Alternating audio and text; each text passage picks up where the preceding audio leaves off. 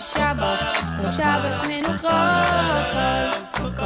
המסנגים בו ייסעו לרוב שמחו. Shabbat Shalom, Mevorach, un grand Shabbat, le Shabbat qui suit la fête de Shavuot, quand on a reçu la Torah, comme les bénédictions du Rabbi, Pnimiut, avec profondeur et avec joie.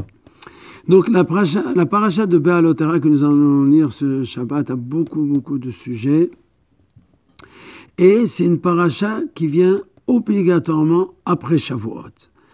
Comme nous le savons, la halakha nous demande de faire la paracha de Bamidbar avant le don de la Torah, parce que dans Bechukotai, il y avait le contraire des bénédictions, donc on veut faire une interruption, parce que la Torah c'est que des bénédictions, et des fois la paracha de Nasso, elle est avant Shavuot, et des fois la paracha de Nasso qui suit la paracha de Bamidbar, elle est après Shavuot, mais Béalotera c'est toujours après Shavuot. C'est-à-dire qu'on vient de recevoir la Torah et on a un élan. Alors la Torah nous dit, Béalotera, maintenant tu vas commencer, tu dois t'élever, tu dois monter.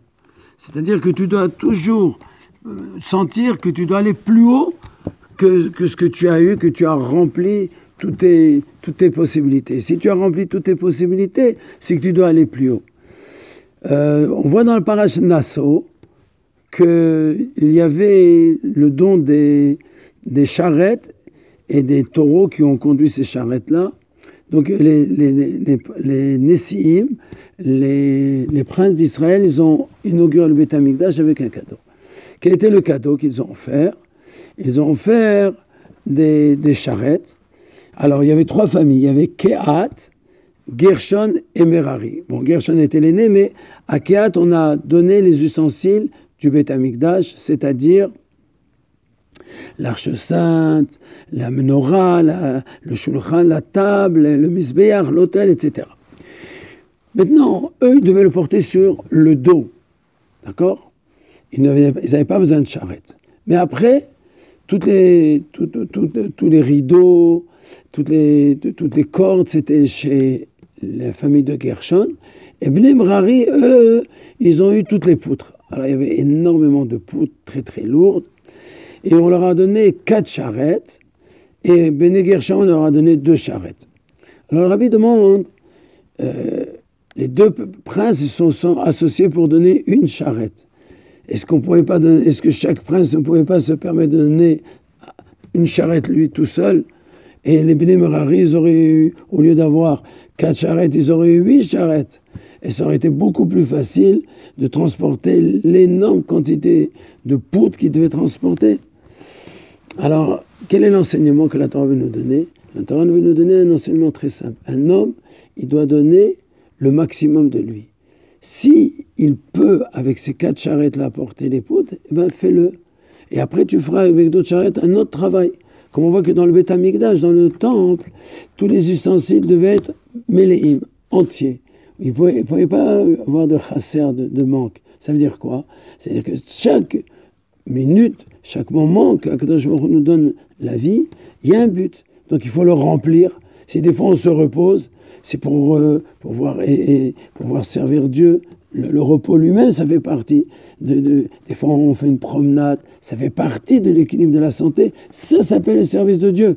Mais si on le fait que pour le faire, pour dire voilà, j'ai rien à faire, je vais me promener, ça c'est pas pour ça qu'on a été créé. Chaque seconde de notre création, chacun qui comprend les choses, il comprend que c'est un miracle extraordinaire que Dieu nous a fait. Et donc c'est dans un but. Donc c'est un des enseignements. Donc Béalotera, ça veut dire que tu dois monter. C'est-à-dire que tu dois arriver au niveau le plus haut. Donc on voit par exemple dans cette paracha que la Torah nous a parlé de Pessar Sheni. Ceux qui n'avaient pas pu faire le Pessar, donc la Torah leur donne une occasion de faire un deuxième Pessar. Donc on voit ici aussi Béalotera qu'on s'est élevé. De quelle manière? À Pessar, on devait éloigner du Hametz, qui représente l'orgueil, etc. C'est l'attachement à ce monde-là. Donc il était complètement interdit. On arrive à Pessar Sheni, le deuxième Pessar, on a le droit d'avoir du Hametz à la maison et de la matzah, et on mangera le sacrifice avec de la matzah, mais le Hametz peut rester à la maison. Donc ça veut dire que là, on s'est élevé que grâce à la matzah, on peut encore élever le chametz. Et quand on arrive à Shavuot, qu'est-ce qui se passe?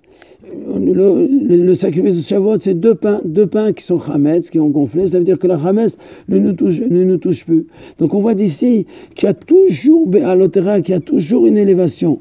Et ça, c'est le travail de l'homme. Le travail de l'homme, c'est de toujours s'élever. Une fois qu'il est arrivé au maximum, c'est un nouveau tremplin pour un nouveau niveau.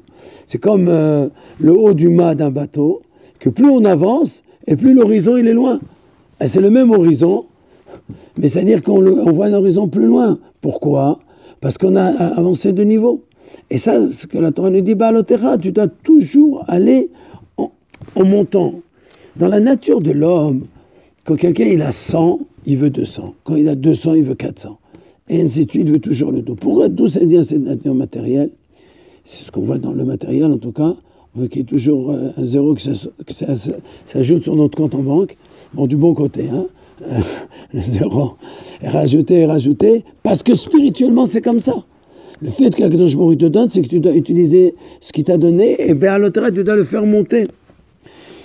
On voit que, par exemple, quand Dieu il a créé des fêtes, il nous a donné un Shabbat, et quand le Shabbat se termine, on sent un vide, quand Pessah se termine, on sent un vide, et comme ça, quand toutes les fêtes se terminent, on sent un vide. Et en réalité, quand on réfléchit bien, on voit que ce vide n'est pas un vide. Il a créé une mitzvah. Par exemple, Shabbat. Quand on arrive à Motzei Shabbat, à la fin de Shabbat, il y a toute une fête, on fait l'Havdalah, et avec les chansons qui accompagnent l'Havdalah, chacun avec sa coutume, et on fait le Soudat Melave Malka, la Souda du roi David Ameller. Donc ça veut dire qu'on a rempli ce vide-là. Donc ça veut dire que le vide, c'est pas un vide, c'est un besoin de faire une nouvelle mitzvah. Par exemple, Pessah termine. Pendant 7 jours en Israël, 8 jours en dehors d'Israël, on a mangé de la matzah. Qu'est-ce qui se passe? C'est une grande fête. C'est la mimouna. On remplit, on fait les moufletas. C'est-à-dire, ce vide-là, c'est pas un vide pour le vide. Le vide, c'est un vide pour un tremplin, pour un autre niveau. Et la paracha, elle commence avec ça. Quand Aaron, il a vu que tous les princes, ils avaient offert un sacrifice. Et que lui, il n'avait pas eu ce mérite, ni lui ni sa tribu. Alors il était, comme Rashi ramène, le premier Rashi de la paracha, il était brisé. Il a senti un manque.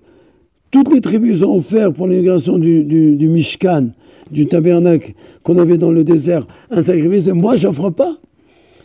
Et alors, qu'est-ce que Dieu lui a dit? Non, toi je t'ai réservé la menorah, parce que la menorah tu vas l'allumer jour et nuit, et pas seulement. La menorah, elle va exister pendant, à l'époque du Beth Amikdash, elle va même exister dans l'exil, puisque nous avons la fête de Hanouka, que la fête de Hanouka, on allume encore les bougies de Hanouka, elles viennent des bougies de la menorah, tout à cause du miracle de la menorah. C'est-à-dire que ce qu'on a donné à Aaron, c'est quelque chose de plus. C'est-à-dire que ce manque-là a régénéré un complément. C'est-à-dire chez nous, il n'y a pas de vide. Il n'y a de vide que pour prendre un recul et aller de l'avant. Et ça, c'est encore une fois qu'on a reçu la Torah et que, maintenant, on est comme on dit, non, Béalotera, tu dois monter maintenant, tu dois aller de l'avant. Et pour compléter un petit peu, pour arriver à la fin de la paracha, on voit que Aaron et Myriam a parlé, entre parenthèses, du négatif de Moshe Rabbeinu. À cause de ça, elle a eu la lèpre. Alors, quel était le problème? C'est qu'elle s'est dit, Myriam, est-ce que la prophétie de Moshe Rabbeinu, pourquoi il se sent plus élevé que nous? Pourquoi il s'est séparé de sa femme? Nous, on a eu la prophétie, on est resté en couple, etc. Et Akadosh Baruch Hu, on leur a montré qu'en réalité, la prophétie de Moshe Rabbeinu était une prophétie beaucoup plus élevée que la leur. Qu'en réalité, chaque seconde, Moshe Rabbeinu devait être prêt à parler avec Dieu. Donc ça lui a imposé un état de pureté, un état d'être prêt pour d'entrer dans le sein des saints, et pour parler avec Dieu. Donc il ne pouvait pas se permettre d'avoir une deuxième vie, une vie de couple. C'était un niveau spécial réservé à Moshe Rabbeinu qui n'avait rien à voir avec notre niveau, que nous, on a l'obligation de vivre en couple, etc., c'est une mitzvah de la Torah. Alors ça veut dire que Aaron, qui est arrivé dans un très haut niveau de prophétie, et Myriam, qui était prophétesse depuis 5 ans, elles ont pensé qu'elles étaient saturées, qu'elles étaient arrivées au niveau le plus haut. Et Dieu leur a montré, Béalotera, tu peux monter beaucoup plus que ce niveau-là. Regarde Moshe Rabbeinu, et tu n'as pas parlé de lui. En tout cas, Kadosh Baruch Hu va nous faire Béalotera complet. Il va nous faire monter, on va rallumer la menorah avec la venue du Mashiach Tzidkenu, et dans la joie, et que Akadosh Baruch Hu permette qu'on rentre en Israël, et que mettons qu'on est dans une période de vacances ensoleillées, on doit encore faire des mitzvot beaucoup plus belles dans la joie, dans le sourire. Shabbat Shalom Uvorach, à bientôt. Shalom. Shabbos menucha